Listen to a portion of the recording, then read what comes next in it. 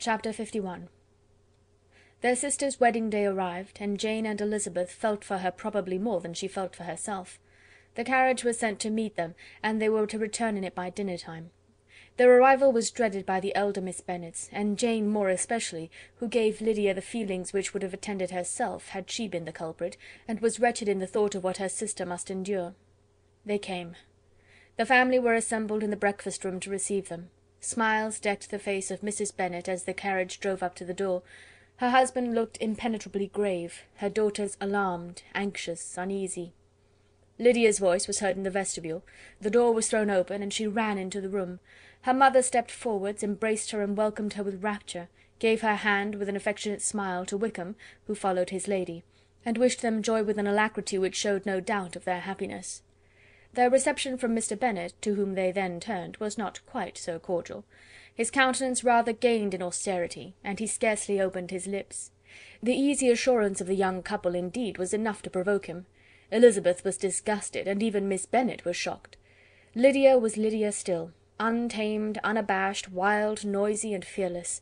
She turned from sister to sister, demanding their congratulations, and when at length they all sat down, looked eagerly round the room, took notice of some little alteration in it, and observed with a laugh that it was a great while since she had been there. Wickham was not at all more distressed than herself, but his manners were always so pleasing, that had his character and his marriage been exactly what they ought, his smiles and his easy address, while he claimed their relationship, would have delighted them all. Elizabeth had not before believed him quite equal to such assurance, but she sat down, resolving within herself to draw no limits in future to the impudence of an impudent man. She blushed, and Jane blushed, but the cheeks of the two who caused their confusion suffered no variation of colour. There was no want of discourse.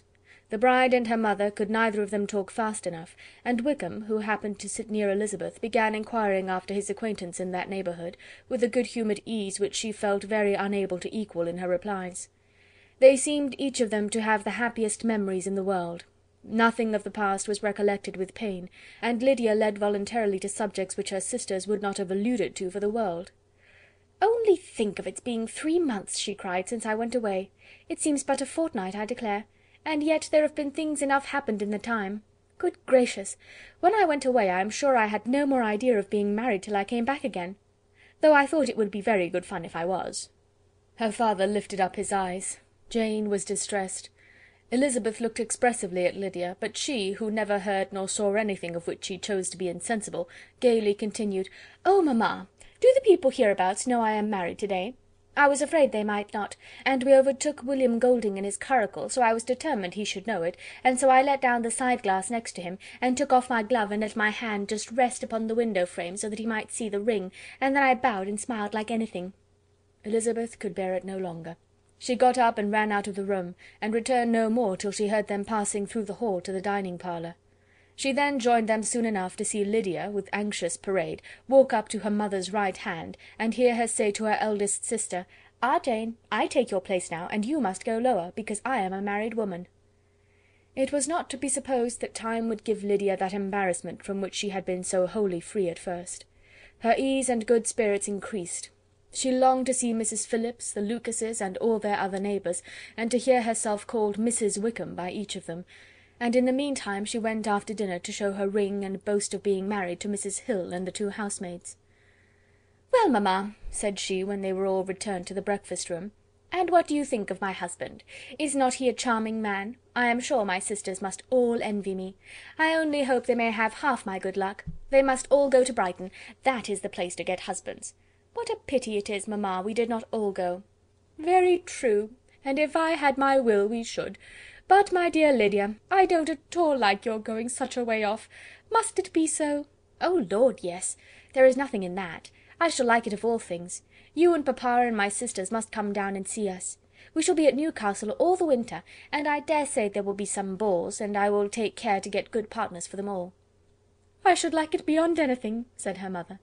"And then, when you go away, you may leave 1 or 2 of my sisters behind you, and I dare say I shall get husbands for them before the winter is over." "I thank you for my share of the favour," said Elizabeth, "but I do not particularly like your way of getting husbands."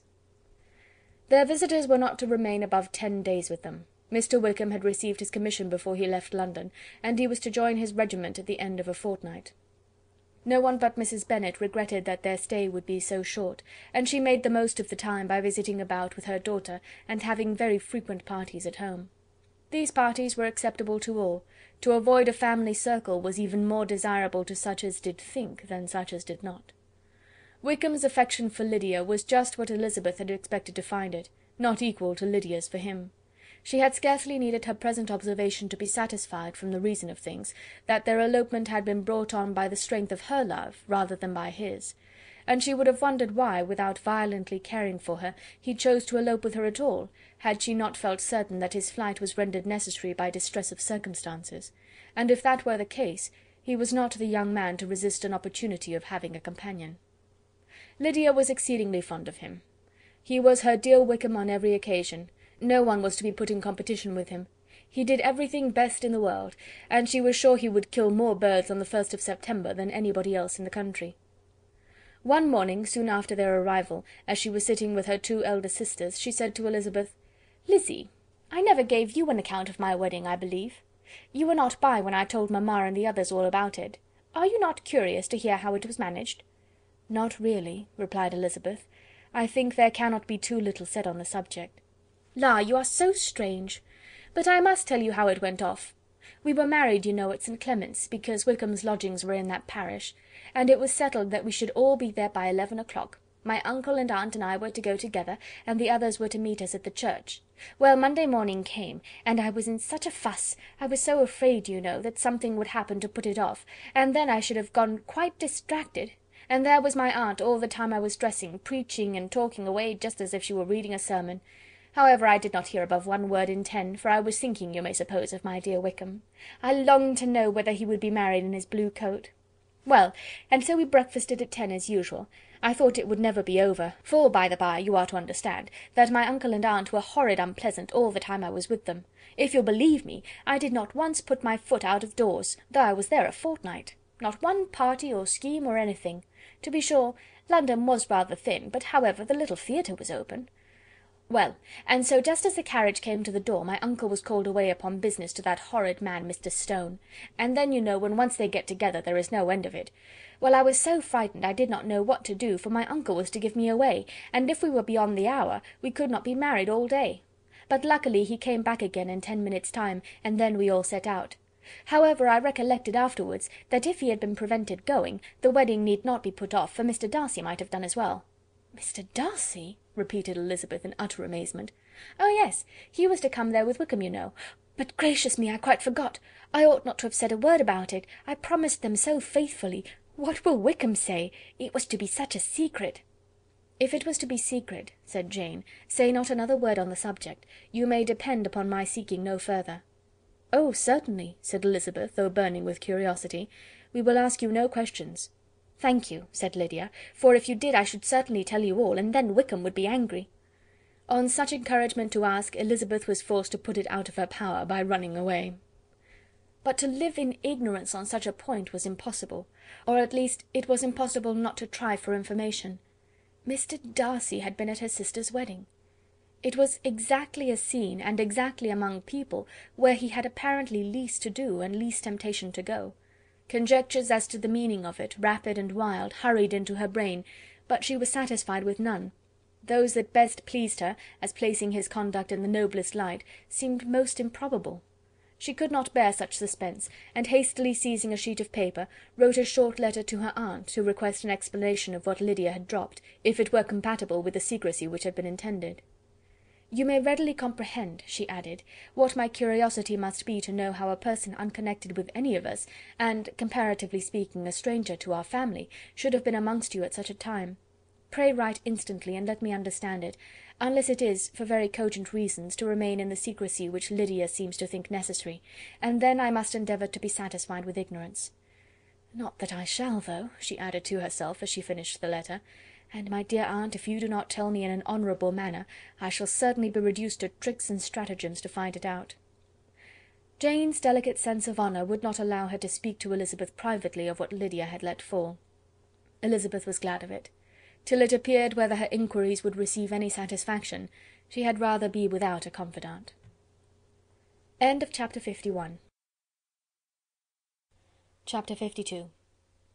Elizabeth had the satisfaction of receiving an answer to her letter as soon as she possibly could.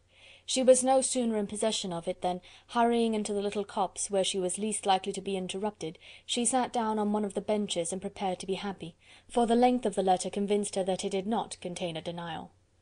Gracechurch Street, September 6th.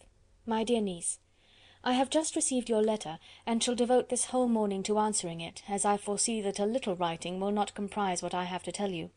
I must confess myself surprised by your application. I did not expect it from you. Don't think me angry, however, for I only mean to let you know that I had not imagined such inquiries to be necessary on your side.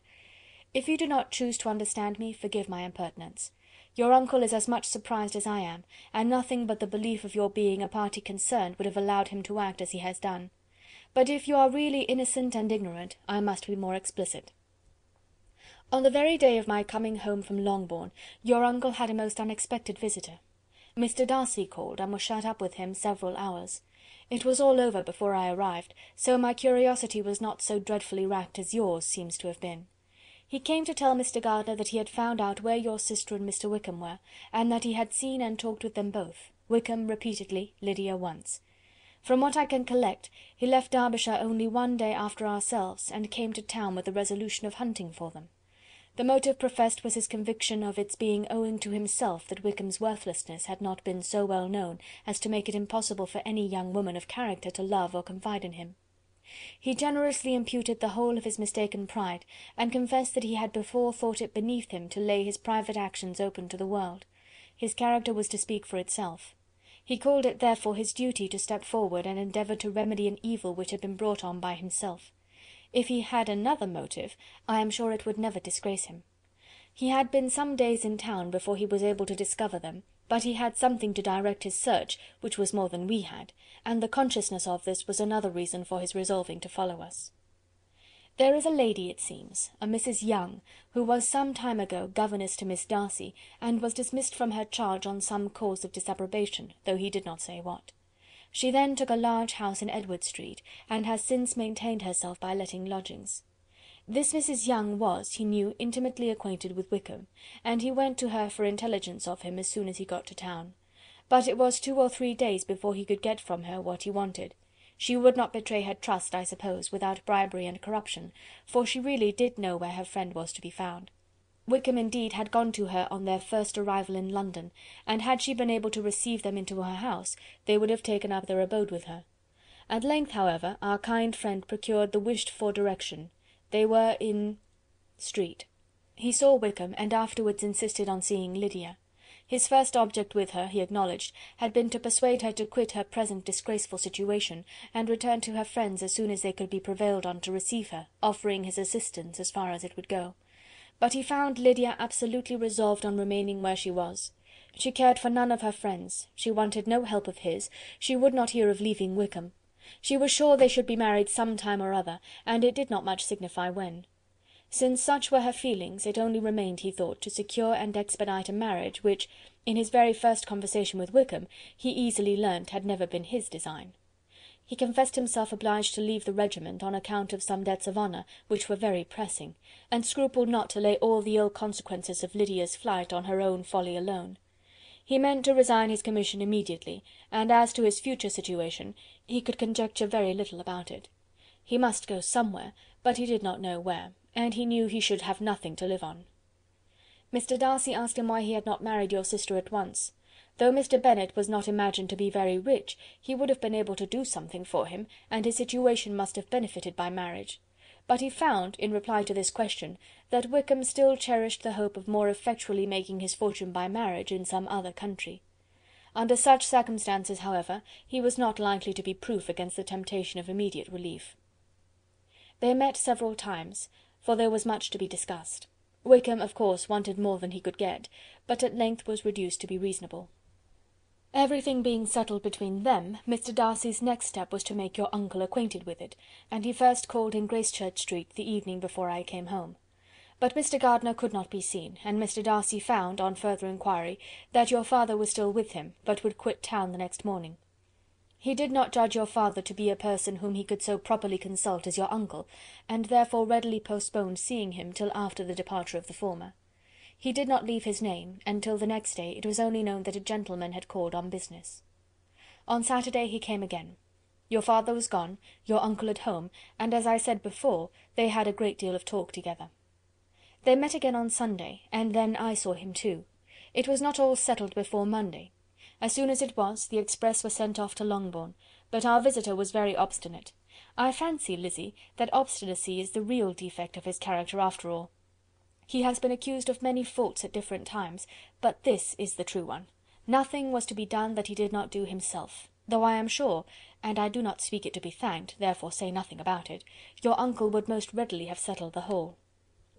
They battled it together for a long time, which was more than either the gentleman or lady concerned in it deserved, but at last your uncle was forced to yield, and instead of being allowed to be of use to his niece, was forced to put up with only having the probable credit of it, which went sorely against the grain, and I really believe your letter this morning gave him great pleasure, because it required an explanation that would rob him of his borrowed feathers, and give the praise where it was due. But, Lizzy, this must go no farther than yourself, or Jane at most. You know pretty well, I suppose, what has been done for the young people. His debts are to be paid, amounting, I believe, to considerably more than £1,000, another 1,000 in addition to her own settled upon her, and his commission purchased.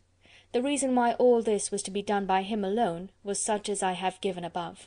It was owing to him, to his reserve and want of proper consideration, that Wickham's character had been so misunderstood, and consequently that he had been received and noticed as he was. Perhaps there was some truth in this, though I doubt whether his reserve or anybody's reserve can be answerable for the event. But in spite of all this fine talking, my dear Lizzy, you may rest perfectly assured that your uncle would never have yielded if we had not given him credit for another interest in the affair. When all this was resolved on, he returned again to his friends, who were still staying at Pemberley, but it was agreed that he should be in London once more when the wedding took place, and all money matters were then to receive the last finish. I believe I have now told you everything. It is a relation which you tell me is to give you great surprise. I hope at least it will not afford you any displeasure. Lydia came to us, and Wickham had constant admission to the house. He was exactly what he had been when I knew him in Hertfordshire, but I would not tell you how little I was satisfied with her behaviour while she stayed with us, if I had not perceived by Jane's letter last Wednesday that her conduct on coming home was exactly of a piece with it, and therefore what I now tell you can give you no fresh pain. I talked to her repeatedly in the most serious manner, representing to her all the wickedness of what she had done, and all the unhappiness she had brought on her family. If she heard me, it was by good luck, for I am sure she did not listen.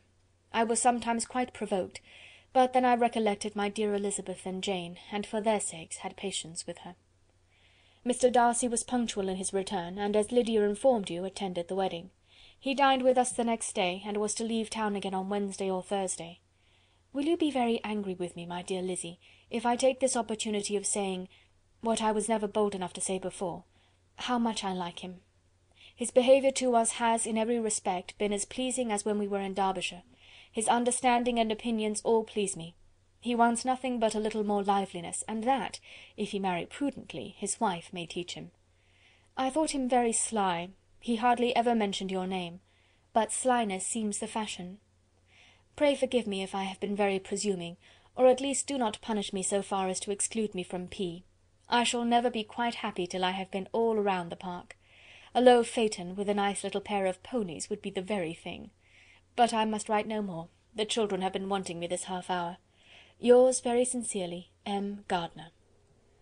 The contents of this letter threw Elizabeth into a flutter of spirits, in which it was difficult to determine whether pleasure or pain bore the greatest share. The vague and unsettled suspicions which uncertainty had produced of what Mr. Darcy might have been doing to forward her sister's match, which she had feared to encourage as an exertion of goodness too great to be probable, and at the same time dreaded to be just from the pain of obligation, were proved beyond their greatest extent to be true. He had followed them purposely to town, he had taken on himself all the trouble and mortification attendant on such a research, in which supplication had been necessary to a woman whom he must abominate and despise, and where he was reduced to meet, frequently meet, reason with, persuade, and finally bribe, the man whom he always most wished to avoid, and whose very name it was punishment to him to pronounce. He had done all this for a girl whom he could neither regard nor esteem. Her heart did whisper that he had done it for her, But it was a hope shortly checked by other considerations, and she soon felt that even her vanity was insufficient, when required to depend on his affection for her, for a woman who had already refused him, as able to overcome a sentiment so natural as abhorrence against relationship with Wickham. Brother-in-law of Wickham! Every kind of pride must revolt from the connection. He had, to be sure, done much. She was ashamed to think how much. But he had given a reason for his interference, which asked no extraordinary stretch of belief. It was reasonable that he should feel he had been wrong. He had liberality, and he had the means of exercising it, and though she would not place herself as his principal inducement, she could perhaps believe that remaining partiality for her might assist his endeavours in a cause where her peace of mind must be materially concerned. It was painful, exceedingly painful, to know that they were under obligations to a person who could never receive a return. They owed the restoration of Lydia, her character, everything, to him. Oh, how heartily did she grieve over every ungracious sensation she had ever encouraged, every saucy speech she had ever directed towards him. For herself she was humbled, but she was proud of him, proud that, in a cause of compassion and honour, he had been able to get the better of himself. She read over her aunt's commendation of him again and again. It was hardly enough, but it pleased her.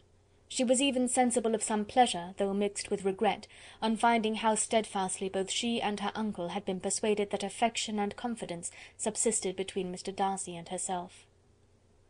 She was roused from her seat and her reflections by someone's approach, and before she could strike into another path, she was overtaken by Wickham. "I am afraid I interrupt your solitary ramble, my dear sister," said he as he joined her. "You certainly do," she replied with a smile, "but it does not follow that the interruption must be unwelcome." "I should be sorry indeed if it were. We were always good friends, and now we are better." "True. Are the others coming out?" "I do not know. Mrs. Bennet and Lydia are going in the carriage to Meryton. And so, my dear sister, I find from our uncle and aunt that you have actually seen Pemberley." She replied in the affirmative. "I almost envy you the pleasure, and yet I believe it would be too much for me, or else I could take it in my way to Newcastle." "And you saw the old housekeeper, I suppose?" "Poor Reynolds, she was always very fond of me, but of course she did not mention my name to you." "Yes, she did." "And what did she say?" "That you were gone into the army, and she was afraid had not turned out well. At such a distance as that, you know, things are strangely misrepresented." "Certainly," he replied, biting his lips. Elizabeth hoped she had silenced him, but he soon afterwards said, "I was surprised to see Darcy in town last month. We passed each other several times. I wonder what he can be doing there." "Perhaps preparing for his marriage with Miss de Bourgh," said Elizabeth. "It must be something particular to take him there at this time of year." "Undoubtedly. Did you see him while you were at Lambton? I thought I understood from the gardeners that you had." "Yes. He introduced us to his sister." "And do you like her?" "Very much." "I have heard, indeed, that she has uncommonly improved within this year or two. When I last saw her she was not very promising. I am very glad you liked her. I hope she will turn out well." "I dare say she will. She has got over the most trying age." "Did you go by the village of Kympton?" "I do not recollect that we did. I mention it because it is the living which I ought to have had. A most delightful place. Excellent parsonage house. It would have suited me in every respect." "How should you have liked making sermons?" "Exceedingly well. I should have considered it as part of my duty, and the exertion would soon have been nothing. One ought not to repine, but to be sure it would have been such a thing for me. The quiet, the retirement of such a life would have answered all my ideas of happiness, but it was not to be. Did you ever hear Darcy mention the circumstance when you were in Kent?" "I have heard from authority, which I thought as good, that it was left you conditionally only, and at the will of the present patron." "You have?" "Yes, there was something in that. I told you so from the first, you may remember. I did hear, too, that there was a time when sermon-making was not so palatable to you as it seems to be at present, that you actually declared your resolution of never taking orders, and that the business had been compromised accordingly." "You did? And it was not wholly without foundation? You may remember what I told you on that point, when we first talked of it." They were now almost at the door of the house, for she had walked fast to get rid of him, and unwilling, for her sister's sake, to provoke him, she only said in reply, with a good-humoured smile, "Come, Mr. Wickham, we are brother and sister, you know. Do not let us quarrel about the past. In future, I hope, we shall be always of one mind." She held out her hand. He kissed it with affectionate gallantry, though he hardly knew how to look, and they entered the house. End of chapter 52. Chapter 53. Mr. Wickham was so perfectly satisfied with this conversation that he never again distressed himself or provoked his dear sister Elizabeth by introducing the subject of it, and she was pleased to find that she had said enough to keep him quiet. The day of his and Lydia's departure soon came, and Mrs. Bennet was forced to submit to a separation which, as her husband by no means entered into her scheme of their all going to Newcastle, was likely to continue at least a twelvemonth. "Oh, my dear Lydia," she cried, "when shall we meet again?" "Oh, Lord, I don't know. Not these 2 or 3 years, perhaps." "Write to me very often, my dear." "As often as I can. But you know married women have never much time for writing. My sisters may write to me. They will have nothing else to do." Mr. Wickham's adieus were much more affectionate than his wife's. He smiled, looked handsome, and said many pretty things. "He is as fine a fellow," said Mr. Bennet, as soon as they were out of the house, "as ever I saw. He simpers and smirks and makes love to us all. I am prodigiously proud of him. I defy even Sir William Lucas himself to produce a more valuable son-in-law." The loss of her daughter made Mrs. Bennet very dull for several days. "I often think," said she, "that there is nothing so bad as parting with one's friends. One seems so forlorn without them." "This is the consequence, you see, madam, of marrying a daughter," said Elizabeth. "It must make you better satisfied that your other 4 are single." "It is no such thing. Lydia does not leave me because she is married, but only because our husband's regiment happens to be so far off. If that had been nearer, she would not have gone so soon." But the spiritless condition which this event threw her into was shortly relieved, and her mind opened again to the agitation of hope, by an article of news which then began to be in circulation. The housekeeper at Netherfield had received orders to prepare for the arrival of her master, who was coming down in a day or two, to shoot there for several weeks. Mrs. Bennet was quite in the fidgets. She looked at Jane, and smiled and shook her head by turns. "Well, well, and so Mr. Bingley is coming down, sister," for Mrs. Phillips first brought her the news. "Well, so much the better. Not that I care about it, though. He is nothing to us, you know, and I am sure I never want to see him again. But, however, he is very welcome to come to Netherfield if he likes it, and who knows what may happen? But that is nothing to us. You know, sister, we agreed long ago never to mention a word about it. And so, is it quite certain he is coming?" "You may depend on it," replied the other, "for Mrs. Nicholls was in Meryton last night. I saw her passing by, and went out myself on purpose to know the truth of it, and she told me that it was certain true. He comes down on Thursday at the latest, very likely on Wednesday. She was going to the butcher's, she told me, on purpose to order in some meat on Wednesday, and she has got 3 couple of ducks, just fit to be killed." Miss Bennet had not been able to hear of his coming without changing colour. It was many months since she had mentioned his name to Elizabeth, but now, as soon as they were alone together, she said, "I saw you look at me to-day, Lizzy, when my aunt told us of the present report, and I know I appeared distressed, but don't imagine it was from any silly cause. I was only confused for the moment, because I felt I should be looked at. I do assure you that the news does not affect me either with pleasure or pain. I am glad of one thing, that he comes alone, because we shall see less of him. Not that I am afraid of myself, but I dread other people's remarks." Elizabeth did not know what to make of it. Had she not seen him in Derbyshire, she might have supposed him capable of coming there with no other view than what was acknowledged, but she still thought him partial to Jane, and she wavered as to the greater probability of his coming there with his friend's permission, or being bold enough to come without it. "Yet it is hard," she sometimes thought, "that this poor man cannot come to a house which he has legally hired without raising all this speculation. I will leave him to himself." In spite of what her sister declared, and really believed to be her feelings in the expectation of his arrival, Elizabeth could easily perceive that her spirits were affected by it. They were more disturbed, more unequal, than she had often seen them. The subject which had been so warmly canvassed between their parents about a twelvemonth ago, was now brought forward again. "As soon as ever Mr. Bingley comes, my dear," said Mrs. Bennet, "you will wait on him, of course." "No, no. You forced me into visiting him last year, and promised, if I went to see him, he should marry one of my daughters, but it ended in nothing, and I will not be sent on a fool's errand again." His wife represented to him how absolutely necessary such an attention would be from all the neighbouring gentlemen, on his returning to Netherfield. "'Tis an etiquette I despise," said he. "If he wants our society, let him seek it. He knows where we live. I will not spend my hours in running after my neighbours every time they go away and come back again." "Well, all I know is, that it will be abominably rude if you do not wait on him. But, however, that shan't prevent my asking him to dine here, I am determined. We must have Mrs. Long and the Gouldings soon, that will make 13 with ourselves, so there will be just room at table for him." Consoled by this resolution, she was the better able to bear her husband's incivility, though it was very mortifying to know that her neighbours might all see Mr. Bingley, in consequence of it, before they did. As the day of his arrival drew near— "I begin to be sorry that he comes at all," said Jane to her sister. "It would be nothing. I could see him with perfect indifference, but I can hardly bear to hear it thus perpetually talked of. My mother means well, but she does not know, no one can know, how much I suffer from what she says. Happy shall I be when his stay at Netherfield is over." "I wish I could say anything to comfort you," replied Elizabeth, "but it is wholly out of my power. You must feel it, and the usual satisfaction of preaching patience to a sufferer is denied me, because you have always so much." Mr. Bingley arrived. Mrs. Bennet, through the assistance of servants, contrived to have the earliest tidings of it, that the period of anxiety and fretfulness on her side might be as long as it could. She counted the days that must intervene before their invitation could be sent, hopeless of seeing him before. But on the 3rd morning after his arrival in Hertfordshire, she saw him from her dressing-room window enter the paddock and ride towards the house.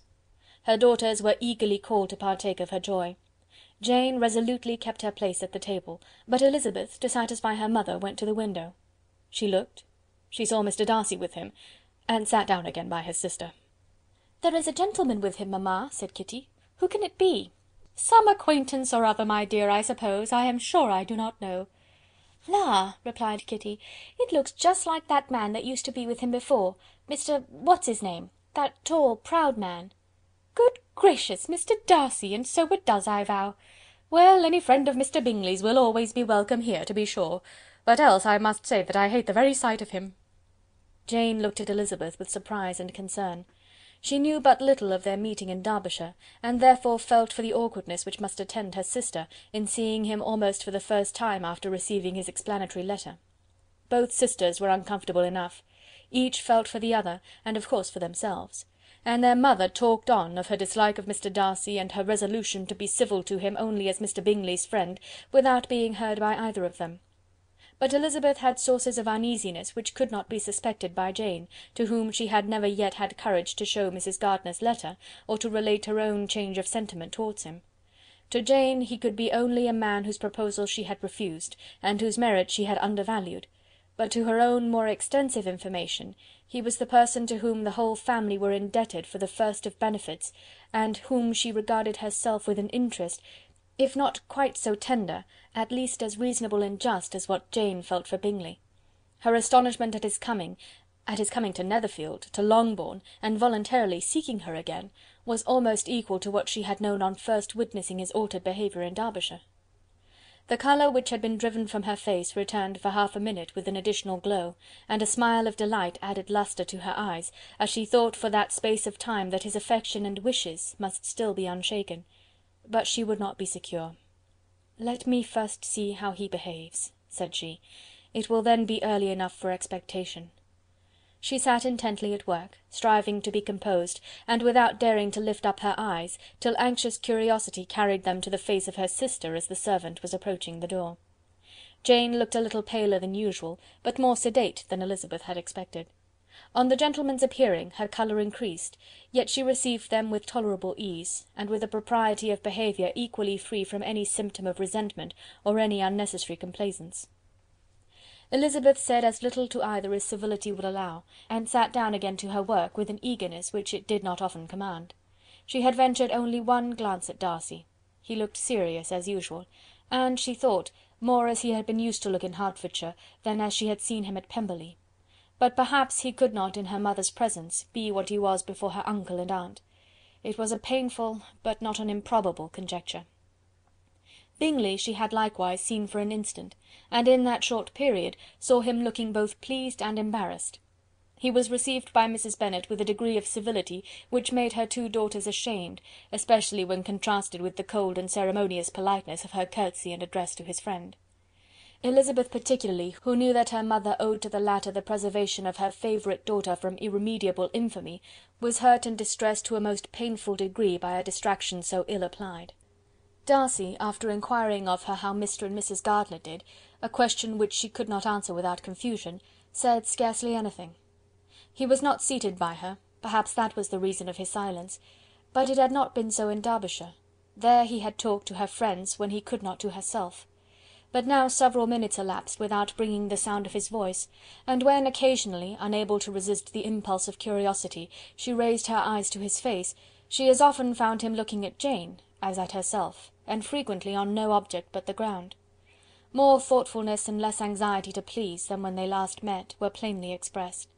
She was disappointed and angry with herself for being so. "Could I expect it to be otherwise?" said she. "Yet why did he come?" She was in no humour for conversation with any one but himself, and to him she had hardly courage to speak. She inquired after his sister, but could do no more. "It is a long time, Mr. Bingley, since you went away," said Mrs. Bennet. He readily agreed to it. "I began to be afraid you would never come back. People did say you meant to quit the place entirely at Michaelmas, but, however, I hope it is not true. A great many changes have happened in the neighbourhood since you went away. Miss Lucas is married and settled, and one of my own daughters. I suppose you have heard of it. Indeed, you must have seen it in the papers. It was in the Times and the Courier, I know, though it was not put in as it ought to be. It was only said, 'Lately George Wickham, Esquire, to Miss Lydia Bennet,' without there being a syllable said of her father, or the place where she lived, or anything. It was my brother Gardiner's drawing up, too, and I wonder how he came to make such an awkward business of it. Did you see it?" Bingley replied that he did, and made his congratulations. Elizabeth dared not lift up her eyes. How Mr. Darcy looked, therefore, she could not tell. "It is a delightful thing, to be sure, to have a daughter well married," continued her mother, "but at the same time, Mr. Bingley, it is very hard to have her taken such away from me. They are gone down to Newcastle, a place quite northward it seems, and there they are to stay I do not know how long. His regiment is there, for I suppose you have heard of his leaving the shire, and of his being gone into the regulars. Thank heaven he has some friends, though perhaps not so many as he deserves." Elizabeth, who knew this to be levelled at Mr. Darcy, was in such a misery of shame that she could hardly keep her seat. It drew from her, however, the exertion of speaking, which nothing else had so effectually done before, and she asked Bingley whether he meant to make any stay in the country at present. A few weeks, he believed. "When you have killed all your own birds, Mr. Bingley," said her mother, "I beg you will come here and shoot as many as you please on Mr. Bennet's manor. I am sure he will be vastly happy to oblige you, and will save all the best of the coveys for you." Elizabeth's misery increased, at such unnecessary, such officious attention. Were the same fair prospect to arise at present as had flattered them a year ago, everything, she was persuaded, would be hastening to the same vexatious conclusion. At that instant she felt that years of happiness could not make Jane or herself amends for moments of such painful confusion. "The first wish of my heart," said she to herself, "is never more to be in company with either of them. Their society can afford no pleasure that will atone for such wretchedness as this. Let me never see either one or the other again." Yet the misery for which years of happiness were to offer no compensation, received soon afterwards material relief from observing how much the beauty of her sister rekindled the admiration of her former lover. When first he came in, he had spoken to her but little, but every 5 minutes seemed to be giving her more of his attention. He found her as handsome as she had been last year, as good-natured and as unaffected, though not quite so chatty. Jane was anxious that no difference should be perceived in her at all, and was really persuaded that she talked as much as ever; but her mind was so busily engaged that she did not always know when she was silent. When the gentlemen rose to go away, Mrs. Bennet was mindful of her intended civility, and they were invited and engaged to dine at Longbourn in a few days' time. "You are quite a visit in my debt, Mr. Bingley," she added, "for when you went to town last winter, you promised to take a family dinner with us as soon as you returned. I have not forgot, you see, and I assure you, I was very much disappointed that you did not come back and keep your engagement." Bingley looked a little silly at this reflection, and said something of his concern at having been prevented by business. They then went away. Mrs. Bennet had been strongly inclined to ask them to stay and dine there that day, but, though she always kept a very good table, she did not think anything less than 2 courses could be good enough for a man on whom she had such anxious designs, or satisfy the appetite and pride of one who had 10,000 a year. Chapter 53. Chapter 54. As soon as they were gone, Elizabeth walked out to recover her spirits, or in other words, to dwell without interruption on those subjects that must deaden them more. Mr. Darcy's behaviour astonished and vexed her. "Why, if he came only to be silent, grave, and indifferent," said she, "did he come at all?" She could settle it in no way that gave her pleasure. "He could be still amiable, still pleasing to my uncle and aunt when he was in town, and why not to me? If he fears me, why come hither? If he no longer cares for me, why silent? Teasing, teasing man! I will think no more about him." Her resolution was for a short time involuntarily kept by the approach of her sister, who joined her with a cheerful look, which showed her better satisfied with their visitors than Elizabeth. "Now," said she, "that this first meeting is over, I feel perfectly easy. I know my own strength, and I shall never be embarrassed again by his coming. I am glad he dines here on Tuesday. It will then be publicly seen that, on both sides, we meet only as common and indifferent acquaintance." "Yes, very indifferent indeed," said Elizabeth laughingly. "Oh, Jane, take care." "My dear Lizzy, you cannot think me so weak as to be in danger now." "I think you are in very great danger of making him as much in love with you as ever." They did not see the gentleman again till Tuesday, and Mrs. Bennet, in the meanwhile, was giving way to all the happy schemes which the good humour and common politeness of Bingley, in half an hour's visit, had revived. On Tuesday there was a large party assembled at Longbourn, and the two who were most anxiously expected, to the credit of their punctuality as sportsmen, were in very good time. When they repaired to the dining-room, Elizabeth eagerly watched to see whether Bingley would take the place which, in all their former parties, had belonged to him, by her sister. Her prudent mother, occupied by the same ideas, forbore to invite him to sit by herself. On entering the room he seemed to hesitate, but Jane happened to look round, and happened to smile. It was decided. He placed himself by her. Elizabeth, with a triumphant sensation, looked towards his friend. He bore it with noble indifference, and she would have imagined that Bingley had received his sanction to be happy, had she not seen his eyes likewise turn towards Mr. Darcy, with an expression of half-laughing alarm. His behaviour to her sister was such, during dinner-time, as showed an admiration of her, which, though more guarded than formerly, persuaded Elizabeth that if left wholly to himself, Jane's happiness and his own would be speedily secured. Though she dared not depend upon the consequence, she yet received pleasure from observing his behaviour. It gave her all the animation that her spirits could boast, for she was in no cheerful humour. Mr. Darcy was almost as far from her as the table could divide them. He was on one side of her mother. She knew how little such a situation would give pleasure to either, or to make either appear to advantage. She was not near enough to hear any of their discourse, but she could see how seldom they spoke to each other, and how formal and cold was their manner whenever they did. Her mother's ungraciousness made the sense of what they owed him more painful to Elizabeth's mind, and she would at times have given anything to be privileged to tell him that his kindness was neither unknown nor unfelt by the whole of the family. She was in hopes that the evening would afford some opportunity of bringing them together, that the whole of the visit would not pass away without enabling them to enter into something more of conversation than the mere ceremonious salutation attending his entrance. Anxious and uneasy, the period which passed in the drawing-room before the gentlemen came was wearisome and dull to a degree that almost made her uncivil. She looked forward to their entrance as the point on which all her chance of pleasure for the evening must depend. "If he does not come to me then," said she, "I shall give him up for ever." The gentleman came, and she thought he looked as if he would have answered her hopes, but alas! the ladies had crowded round the table, where Miss Bennet was making tea, and Elizabeth pouring out the coffee, in so close a confederacy that there was not a single vacancy near her which would admit of a chair. And on the gentleman's approaching, one of the girls moved closer to her than ever, and said in a whisper, "The men shan't come and part us, I am determined. We want none of them, do we?" Darcy had walked away to another part of the room. She followed him with her eyes, envied every one to whom he spoke, had scarcely patience enough to help anybody to coffee, and then was enraged against herself for being so silly.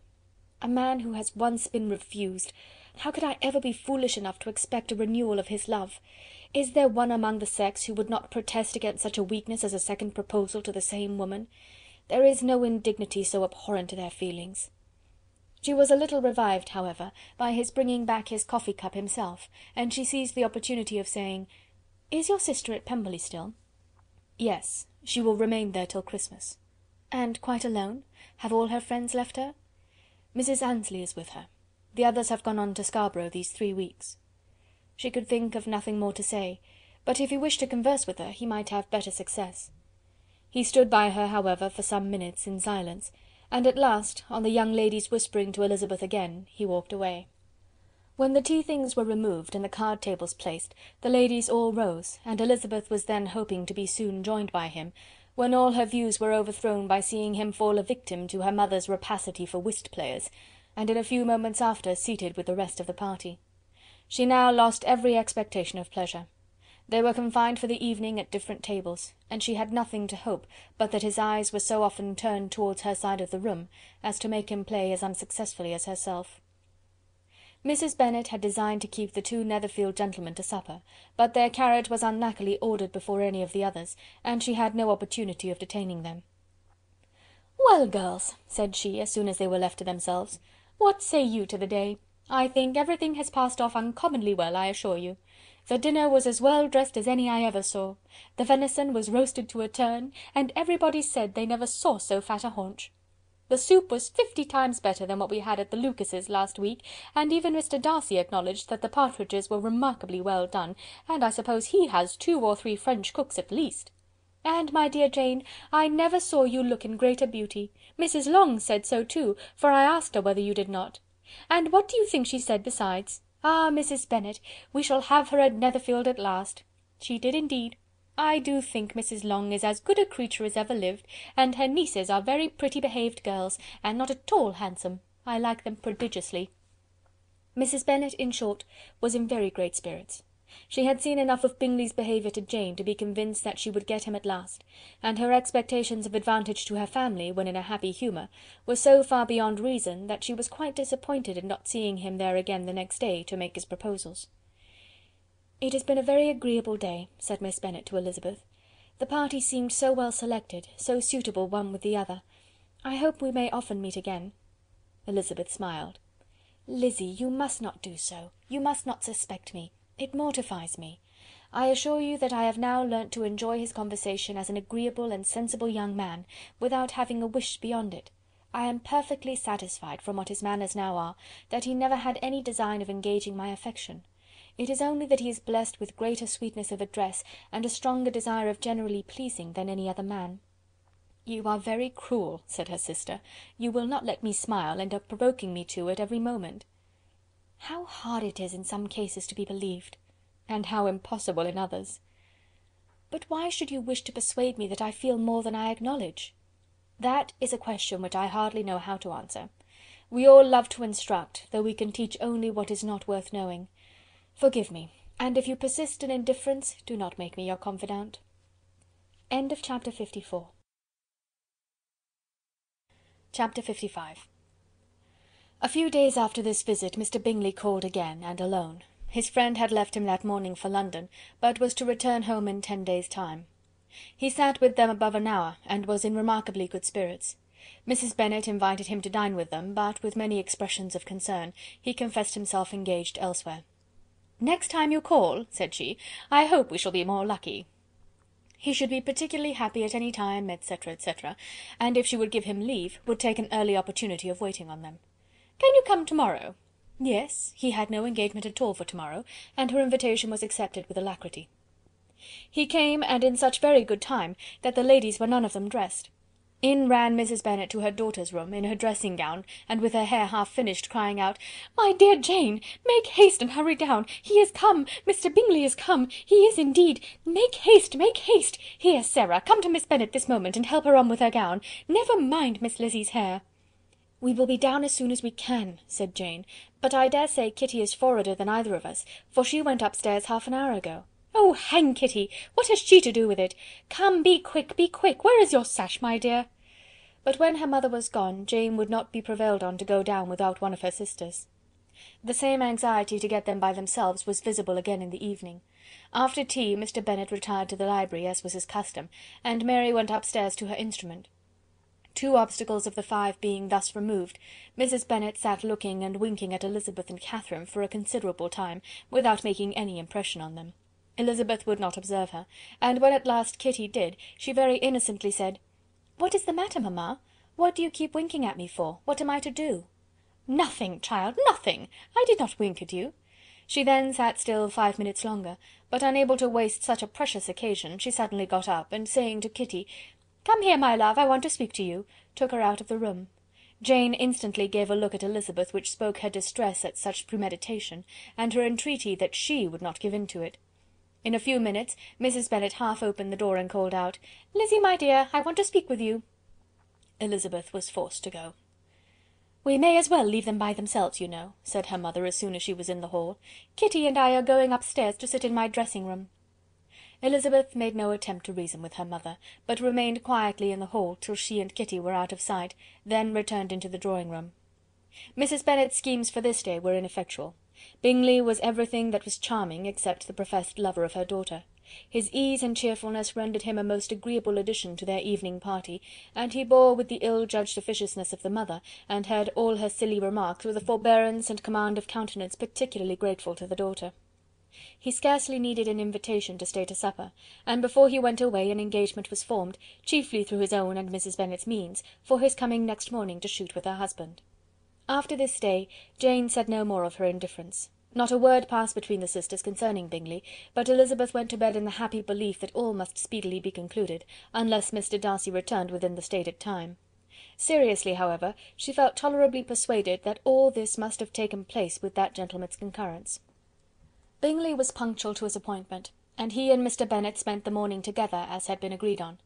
The latter was much more agreeable than his companion expected.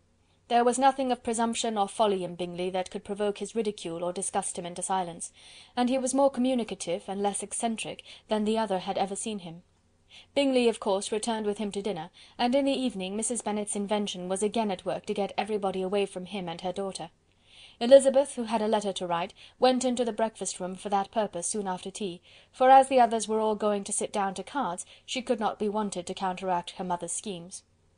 But on returning to the drawing-room, when her letter was finished, she saw, to her infinite surprise, there was reason to fear that her mother had been too ingenious for her. On opening the door, she perceived her sister and Bingley standing together over the hearth, as if engaged in earnest conversation, and had this led to no suspicion, the faces of both, as they hastily turned round and moved away from each other, would have told it all. Their situation was awkward enough, but hers, she thought, was still worse.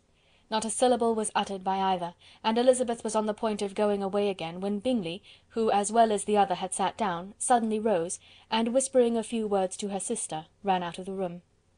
Jane could have no reserves from Elizabeth where confidence would give pleasure, and instantly embracing her, acknowledged with the liveliest emotion that she was the happiest creature in the world. "'Tis too much," she added, "by far too much. I do not deserve it. Oh, why is not everybody as happy?" Elizabeth's congratulations were given with a sincerity, a warmth, a delight, which words could but poorly express. Every sentence of kindness was a fresh source of happiness to Jane, but she would not allow herself to stay with her sister, or say half that remained to be said for the present. "I must go instantly to my mother," she cried. "I would not on any account trifle with her affectionate solicitude, or allow her to hear it from any one but myself. He is gone to my father already. Oh, Lizzy, to know that what I have to relate will give such pleasure to all my dear family! How shall I bear so much happiness?" She then hastened away to her mother, who had purposely broken up the card party, and was sitting upstairs with Kitty. Elizabeth, who was left by herself, now smiled at the rapidity and ease with which an affair was finally settled that had given them so many previous months of suspense and vexation. "And this," said she, "is the end of all his friends' anxious circumspection, of all his sister's falsehood and contrivance, the happiest, wisest, most reasonable end." In a few minutes she was joined by Bingley, whose conference with her father had been short and to the purpose. "Where is your sister?" he said hastily, as he opened the door. "With my mother upstairs. She will be down in a moment, I dare say." He then shut the door, and coming up to her, claimed the good wishes and affection of a sister. Elizabeth honestly and heartily expressed her delight in the prospect of their relationship. They shook hands with great cordiality, and then, till her sister came down, she had to listen to all he had to say of his own happiness and of Jane's perfections, and in spite of his being a lover, Elizabeth really believed all his expectations of felicity to be rationally founded, because they had for basis the excellent understanding and super-excellent disposition of Jane, and a general similarity of feeling and taste between her and himself. It was an evening of no common delight to them all. The satisfaction of Miss Bennet's mind gave a glow of such sweet animation to her face as made her look handsomer than ever. Kitty simpered and smiled, and hoped her turn was coming soon. Mrs. Bennet could not give her consent or speak her approbation in terms warm enough to satisfy her feelings, though she talked to Bingley of nothing else for half an hour, and when Mr. Bennet joined them at supper, his voice and manner plainly showed how really happy he was. Not a word, however, passed his lips in allusion to it, till their visitor took his leave for the night, but as soon as he was gone, he turned to his daughter and said, "Jane, I congratulate you. You will be a very happy woman." Jane went to him instantly, kissed him, and thanked him for his goodness. "You are a good girl," he replied, "and I have great pleasure in thinking you will be so happily settled. I have not a doubt of your doing very well together. Your tempers are by no means unlike. You are each of you so complying, that nothing will ever be resolved on, so easy that every servant will cheat you, and so generous that you will always exceed your income." "I hope not so. Imprudence or thoughtlessness in money matters would be unpardonable in me." "Exceed their income! My dear Mr. Bennet," cried his wife, "what are you talking of? Why, he has 4,000 or 5,000 a year, and very likely more." Then addressing her daughter, "Oh, my dear, dear Jane, I am so happy! I am sure I shan't get a wink of sleep all night. I knew how it would be. I always said it must be so at last. I was sure you could not be so beautiful for nothing. I remember, as soon as ever I saw him, when he first came into Hertfordshire last year, I thought how likely it was that you should come together. Oh, he is the handsomest young man that ever was seen." Wickham, Lydia were all forgotten. Jane was beyond competition her favourite child. At that moment she cared for no other. Her younger sisters soon began to make interest with her for objects of happiness which she might in future be able to dispense. Mary petitioned for the use of the library at Netherfield, and Kitty begged very hard for a few balls there every winter.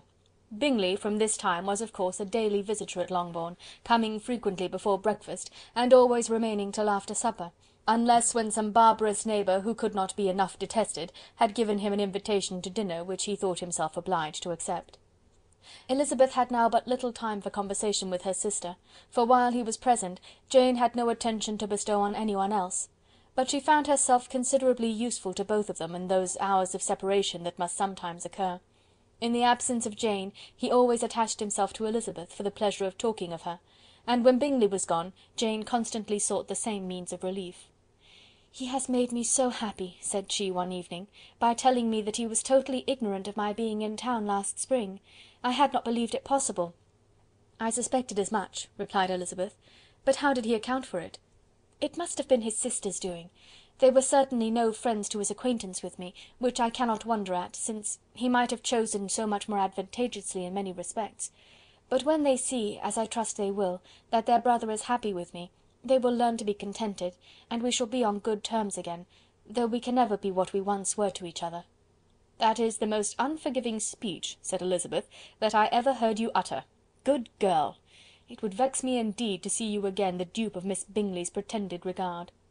"Would you believe it, Lizzy, that when he went to town last November he really loved me, and nothing but a persuasion of my being indifferent would have prevented his coming down again?" "He made a little mistake, to be sure, but it is to the credit of his modesty." This, naturally, introduced a panegyric from Jane on his diffidence, and the little value he put on his own good qualities.